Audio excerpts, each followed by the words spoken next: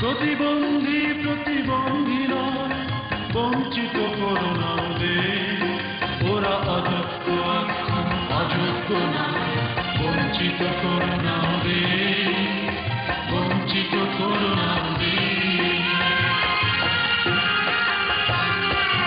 ও মানুষ প্রতিবন্ধী প্রতিবন্ধী নয়, বঞ্চিত করো না ওদের, ওরা অযোগ্য অযোগ্য নয়, বঞ্চিত করো না ওদের, বঞ্চিত করো না ওদের।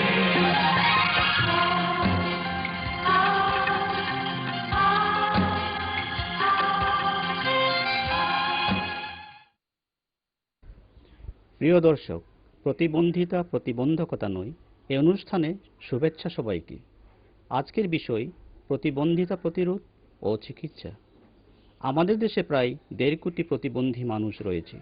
রোগ ব্যাধি, দুর্ঘটনা, পরিবেশ দূষণ ও প্রাকৃতিক দুর্যোগের মতো নানা কারণে মানুষ প্রতিবন্ধিতার শিকার হচ্ছে। তবে মানুষের মধ্যে সচেতনতা বৃদ্ধি করে প্রতিবন্ধিতা প্রতিরোধ করা সম্ভব। প্রিয় দর্শক, চলুন এবারে দেখা যাক অসচেতনতা, দুর্ঘটনা শিকার কয়েকজন প্রতিবন্ধী ব্যক্তির অবস্থা।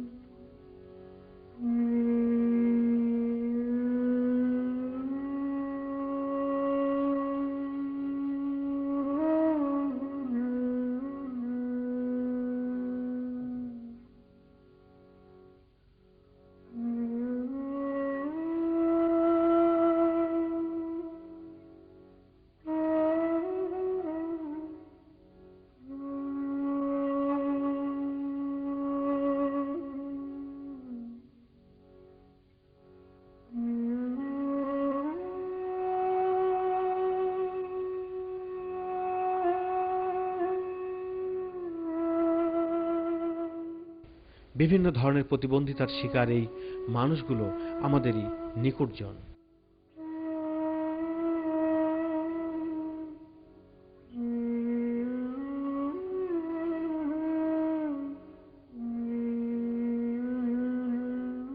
ছোট্ট এই শিশুটি শারীরিক প্রতিবন্ধী হয়ে বেড়ে উঠছে। পারিবারিক অসচেতনতা তাকে প্রতিবন্ধী জীবনের দিকে ঠেলে দিয়েছে। পরিবারটির আর্থিক সংগতিও নেই সুচিকিৎসার।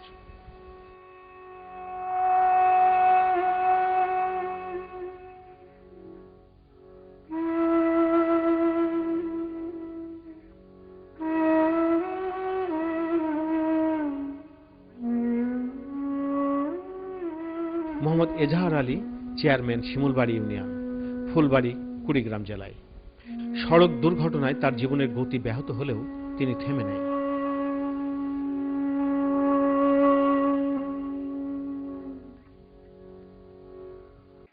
আমি আসলে একটা সুস্থ ব্যক্তি ছিলাম। আমার 99 সালে 28শে ফেব্রুয়ারি আমার এই অ্যাক্সিডেন্টটি ঘটে। তা প্রতিবন্ধীদের কি ব্যথা, এটা যারা প্রতিবন্ধী আছে, যারা যেভাবেই প্রতিবন্ধী হোক না কেন, অ্যাক্সিডেন্ট হোক আর পোলিও না খাওয়ার কারণে হোক বা কোনো জন্মগত সূত্রিত হোক, এই ব্যথাটা অন্য কেউ হয়তো সহজে বুঝবে না। তবে একটা ভালো মানুষের যে মন মানসিকতা আছে, আমাদেরও সেই রকম মন মানসিকতা আছে। যেমন ধরেন, আমি আজকে চেয়ারম্যানি করতেছি, হয়তো জনগণের সঙ্গে মিশতেছি, জনগণের পাশে দাঁড়াইতেছি, জনগণের কাজ করতেছি। হয়তো আমি যে প্রতিবন্ধী নিজেই, হয়তো আমি নিজেই মনে করতেছি না যে আমি প্রতিবন্ধী। এই আলোকে আমি চলতেছি। অথচ দেখা যাচ্ছে একটা গ্রামে এমন প্রত্যন্ত এলাকায় একটা ছেলে বা মেয়ে আছে যারা কারোর সাথে মিশতে পারে না, কারোর সাথে কথা বলতে পারে না, বাড়িতে শুয়ে আছে। তাদের জন্য অদ্যাবধি পর্যন্ত, যদিও সরকার হয়তো কিছু ব্যবস্থা তাদের জন্য করেছিল, কিন্তু সেটা খুব বেশি তা নয়। তবে আমি মনে করি সরকারের দৃষ্টি আকর্ষণ করব যে যাতে করে এই প্রতিবন্ধী যারা আছেন তাদের জন্য সরকার যাতে ন্যাক দৃষ্টি দেয়, এই আশা আমি রাখব। প্রিয় দর্শক, আপনারা যাদেরকে দেখলেন তারা সকলেই প্রতিবন্ধী। তাদের প্রত্যেকেরই প্রতিবন্ধিতার মাত্রা ভিন্ন ভিন্ন। অনেক প্রতিবন্ধিতার কোনো প্রতিকার না থাকলেও কোনো কোনো প্রতিবন্ধিতার মাত্রা বা প্রভাব কমানো যায় থেরাপি সেবা প্রদানের মাধ্যমে।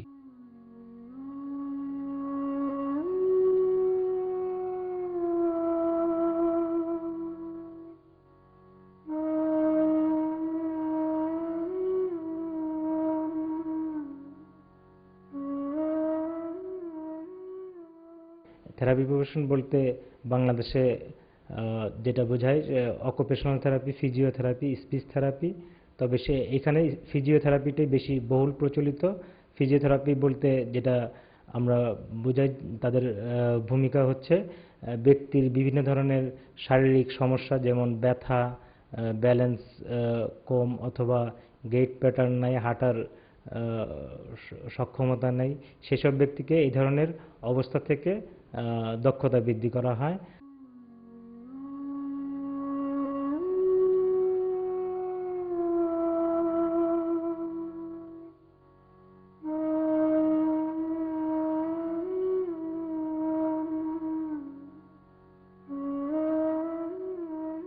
স্থানীয় প্রতিবন্ধী ব্যক্তিদের সংগঠনের প্রশিক্ষিত থেরাপি কর্মীগণ আংশিক বাক প্রতিবন্ধী ব্যক্তিদের সহায়তা দিচ্ছেন এভাবেই।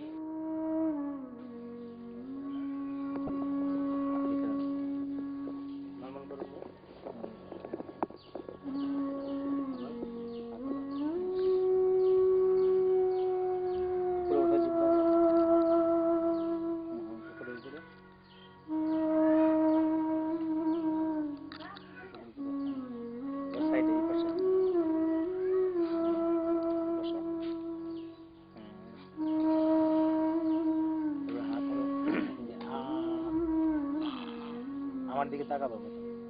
ও মুখটা গোল করো।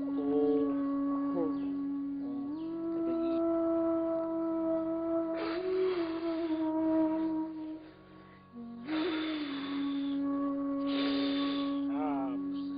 স্পিচ থেরাপি আসলে যেসব ব্যক্তির কথা বলতে সমস্যা হয় তাদের কথা বলতে সাহায্য করা হয় বিভিন্ন ধরনের এক্সারসাইজের মাধ্যমে, মুখের এক্সারসাইজের মাধ্যমে, আর্টিকুলেটরি মাসলের এক্সারসাইজের মাধ্যমে।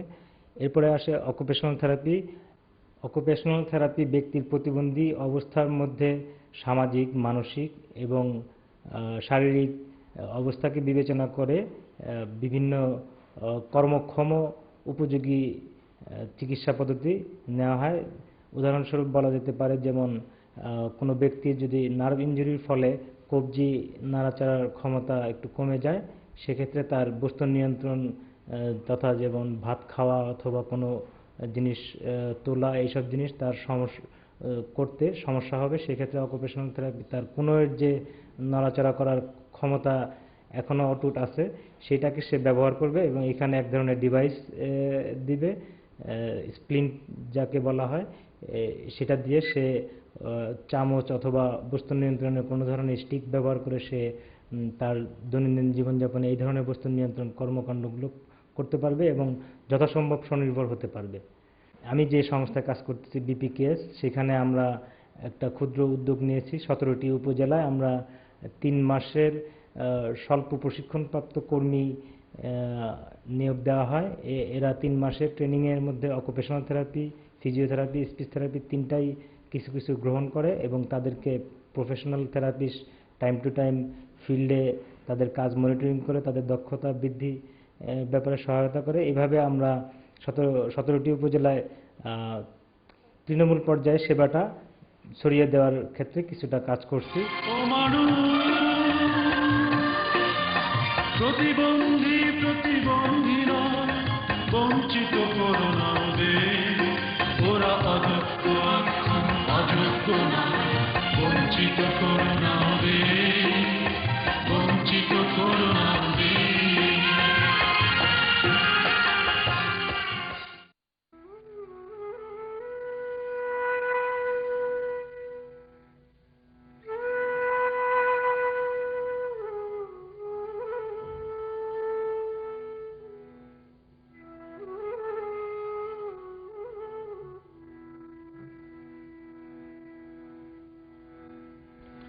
ইদানিং উচ্চ রক্তচাপজনিত কারণে অসংখ্য মানুষ প্রতিবন্ধিতা বরণ করছেন।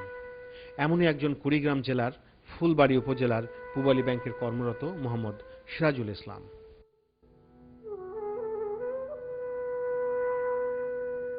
আমি Mohammad Sirajul Islam, officer Pubali bank limited, Phulbari branch, Kurigram. আমি 2000 সালে ওপেন হার্ট অপারেশন করার পর 1 বছর সুস্থ ছিলাম। 2001 সালে ব্রেন স্ট্রোক করে, হার্ট থ্রম্বোসিস হয়ে ব্রেন স্ট্রোক করে আমার বাম দিক পঙ্গু হয়ে যায়। বিভিন্ন চিকিৎসা করার পর আপাতত সুস্থ হয়েছি। বিশেষ করে প্রতিবন্ধী কল্যাণ সমিতি যে পুতুলচন্দ্র সরকার আছে, তার একান্ত নিরবিচ্ছিন্ন সহযোগিতায় আমাকে ফিজিওথেরাপি দিয়েছে। ফিজিওথেরাপির ভিত্তিতে আমি সুস্থ হয়ে আমি আমার কর্মস্থলে সুন্দরভাবে সমস্ত কাজ পরিচালনা করতেছি। সরকার ঘোষিত যে 10% প্রতিবন্ধীদের চাকরি দেওয়ার কথা ঘোষণা করেছেন, সেই 10% যদি বাস্তবায়ন করেন, তাহলে আমার মতো অনেক প্রতিবন্ধী কর্মক্ষেত্রে গিয়ে সফলতার সঙ্গে কর্মযজ্ঞে ঝাঁপিয়ে পড়তে পারবে। মোহাম্মদ সিরাজুল ইসলাম, যিনি কম্পিউটার অপারেটর, উনি একজন প্রতিবন্ধী। ওনার এক সাইড অবশ। তো আমি অবাক হয়ে যাই যে উনি এক হাত দিয়ে কিভাবে কম্পিউটার চালাবেন, আমি একটু দ্বিধাগ্রস্ত হয়ে পড়ি। কিন্তু বিগত 2 বছর ধরে ওনার যা পারফরমেন্স এবং উনি যে সার্ভিসটা আমাকে দিচ্ছেন এক হাত দিয়ে, বিশেষ করে কম্পিউটার চালানোর ক্ষেত্রে,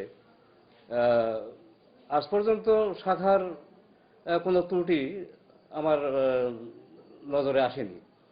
এক কথায় আমি বলতে পারি যে তিনি শাখার সমস্ত কাজকর্ম ওনার অধীনে যেগুলি আছে কম্পিউটার সংক্রান্ত, উনি অত্যন্ত সুচারুভাবে সুষ্ঠুভাবে সম্পাদন করতে সক্ষম হচ্ছেন।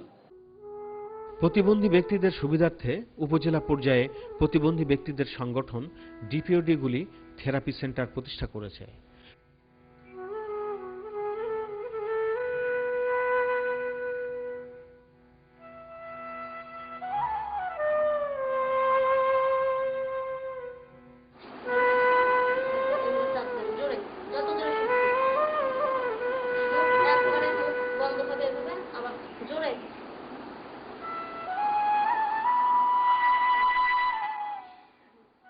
এই সেন্টারে থেরাপি প্রোভাইডারদের মাধ্যমে প্রায় নামমাত্র মূল্যে এবং প্রয়োজনে বাড়িতে বাড়িতে গিয়ে প্রতিবন্ধী ব্যক্তিদের অকুপেশনাল ও ফিজিওথেরাপি সেবা দেওয়া হচ্ছে।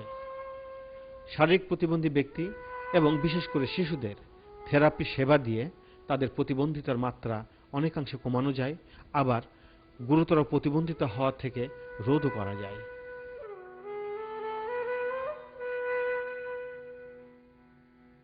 প্রতিবন্ধী পরিবারের সদস্যদের বক্তব্যে জানা যায়, অধিকাংশ শিশু প্রতিবন্ধী হয়েছে পরিবারের অসচেতনতার কারণে। চলুন এমন একটি পরিবারের সাথে আমরা কথা বলি।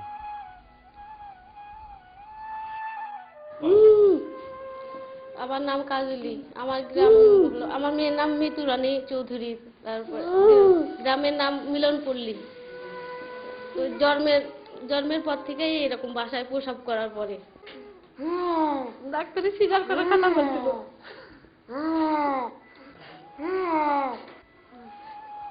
না, বাসায় এসে প্রসব করার পর ও কিরকম অজ্ঞানের মতো নীল হয়েছিল হওয়ার সময়। তারপরে তো হাসপাতালে ভর্তি করালাম, রাজশাহী মেডিকেলে। পাবনাতে আগে ভর্তি করাইছিলাম, তারপরে ওখান থেকে বললো যে ঢাকা নিয়ে যান, রাজশাহী। তারপরে রাজশাহী নিয়ে গেলাম। তারপরে তো থেকে ওইরকম, তারপরে 1.5 বছর হলো বয়স, তখন তাও বসতে পারে না, কথা বলতে পারে না, ঘাট টাট এরকম করে, কেমন করে। তারপরে তো ঢাকা প্রতিবন্ধীতে নিয়ে গেলাম। তারপর বললো যে সব পরীক্ষা করান। তারপরে মেদিনা ভাই পরীক্ষা করালাম, সিটি স্ক্যান অনেক কিছু পরীক্ষা করালাম। তারপরে ধরা পড়লো যে হওয়ার সময় ব্রেড ডাকা পেয়েছে।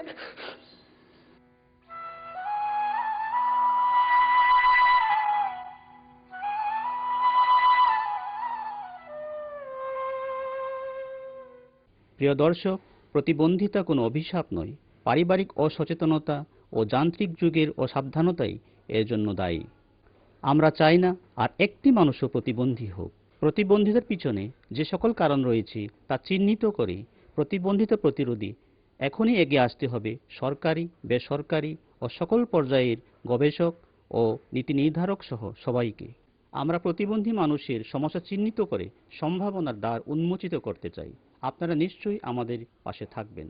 আপনারা সুস্থ থাকুন, ভালো থাকুন, এ কামনাই। আল্লাহ হাফেজ। ও মানুষ, প্রতিবন্ধী প্রতিবন্ধীরা বঞ্চিত করো না ওদের, ওরা অযোগ্য অযোগ্য না, বঞ্চিত করো না ওদের, বঞ্চিত করো না ওদের।